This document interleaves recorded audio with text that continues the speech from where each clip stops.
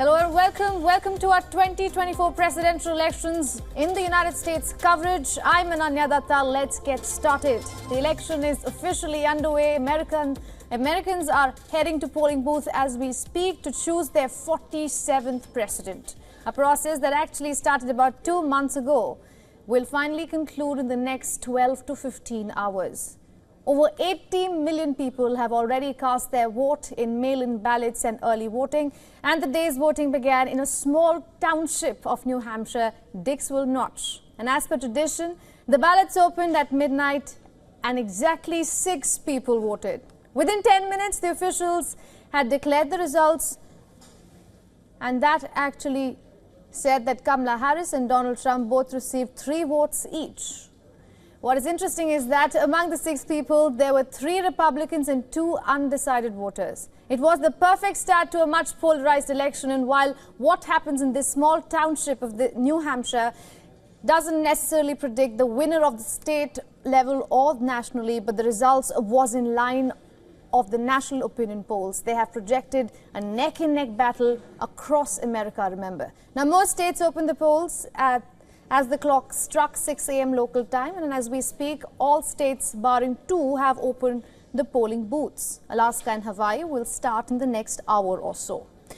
Former President Donald Trump has ended his final campaign rally after speaking for nearly 2 hours in Michigan. He repeated many of his campaign promises, such as vowing to impose hefty tariffs and to crack down on illegal immigration. At one point, he also brought several of his children and their spouses to the stage, who delivered brief remarks, including Tiffany, Eric, and Donald Jr. And his marathon address ends a long campaign trail, with Trump saying that he had attended more than 900 rallies this year alone. And this was a very Trump area. We know what that means. It's Trump. Trumpy. They call it a Trumpy area. With a lot of love and great people, no crime, no nothing, just great people, but it was devastated, essentially destroyed. And we will make America great again. Thank you, North Carolina. Go out and vote.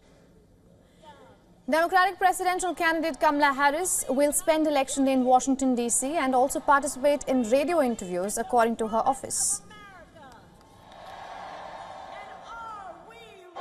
We will win. And we will win. We will win.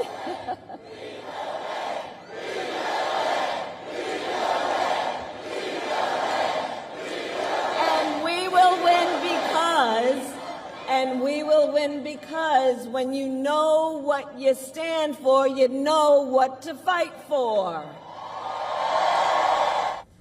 Speaking at her final campaign rally in Philadelphia, Harris said her team was optimistic and excited, but also urged voters to make their voices heard, saying Pennsylvania could decide the outcome of the election. And tonight, then we finish as we started, with optimism, with energy, with joy, knowing that we, the people, have the power to shape our future, and that we can confront any challenge we face when we do it together. Generations of Americans before us led the fight for freedom, and now the baton is in our hands. And to everyone who continues to pour so much of yourselves into this campaign as an extension of your love for our country, I thank you for your time, your effort, and the heart you are putting into this. Now, Pennsylvania is a state that could decide who wins the White House, but with the race so close, states like Iowa might pull a surprise. While swing states are still crucial, other states can potentially change the course of the race, and that's something that remains to be seen.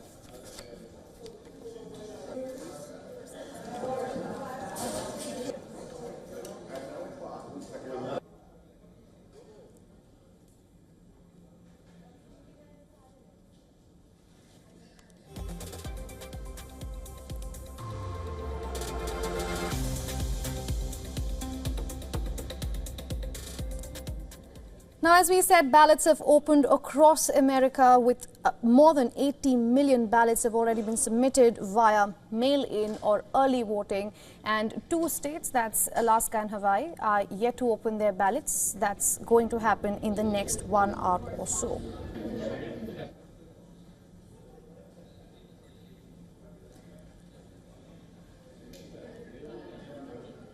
Now, one also needs to take care of 2 terms. Sometimes it's called red mirage or the blue shift. You've seen the recent phenomena by which an apparent Republican lead early after polls close on election night is erased by the counting of mail-in ballots later in the evening or in the days after election day. And this is something we have witnessed over the course of the last few elections. So that's something we are very closely tracking, and we will keep you updated as and when we get the numbers.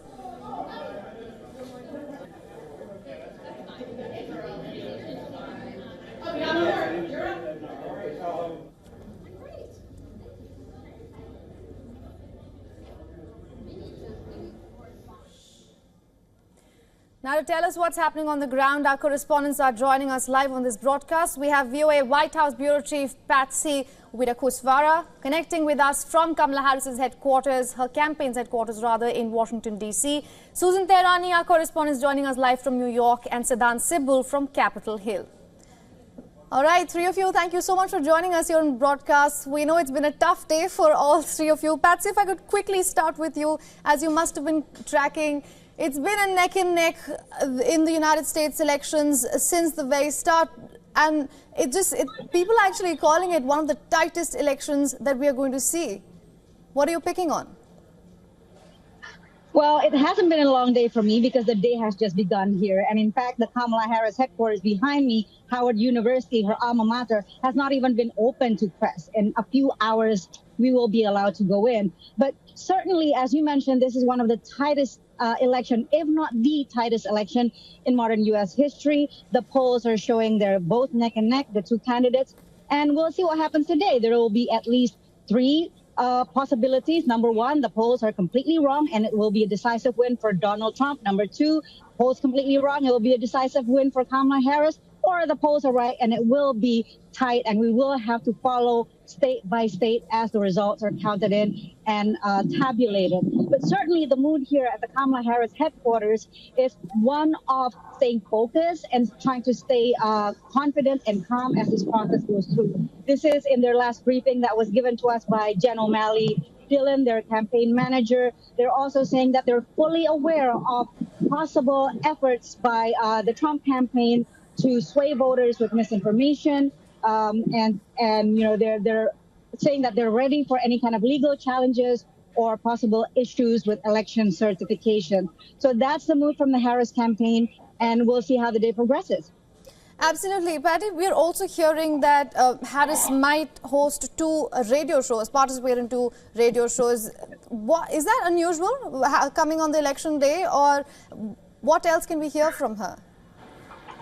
Well, yeah, so the difference between the U.S. and many other countries in the world is that there's no such thing as a calm period, right? So candidates can still push voters, encourage voters to vote for them. I mean, you saw yesterday, I think you also mentioned that both candidates crisscross across the country. Harris focusing on Pennsylvania, 5 different cities in 12 hours, while Trump went to Pennsylvania, Michigan, and also North Carolina. So these radio spots are just part of that effort in trying to encourage as much turnout as possible, because this election will be decided by not only the undecided voters, that's just a small sliver of the electorate right now, but also the turnout. And as you mentioned earlier, there's been more than 80 million people in the U.S. that have voted either through early mail-in ballots or early voting. That's more than half of the population that voted in 2020. So that's a significant number of people, and the candidates and the campaigns are still encouraging people to go out and vote.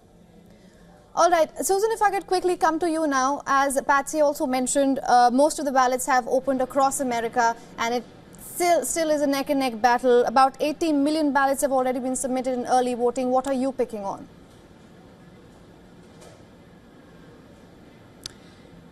Yeah, compared to 2020, of course, it's less, as Patsy noted, but it is a significant number nonetheless. 2020 was a COVID year. It was really an outlier.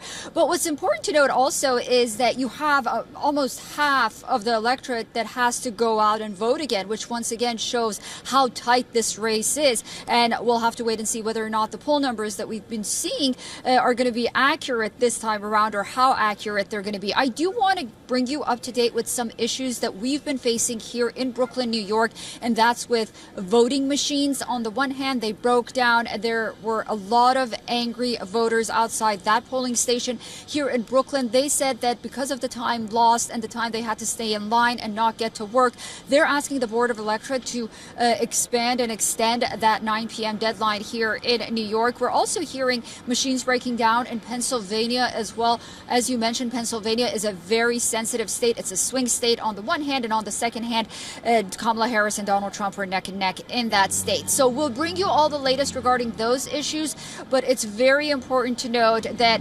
issues at voting stations is really one of those main topics that everyone will be talking about for the rest of the day, considering the fact that the Trump campaign has many observers this year, a lot more than they did in 2020, monitoring polling stations. But on the other hand, a lot of poll workers are concerned about security issues, their own security. Right. Reports indicate that more than 40% of poll workers have seen some sort of threat against them in one way or the other. So again, you know, these are stories that are developing. We'll have to wait and see what happens at these polling stations, but it's a very sensitive issue right now. Absolutely. Siddhant, if I could come to you now. I have to say you're missing out on a lot of prayer action back at home. People are out praying for Kamala Harris, especially in her hometown in southern part of India. What are you picking on the Indian Americans who are eligible to vote in this election?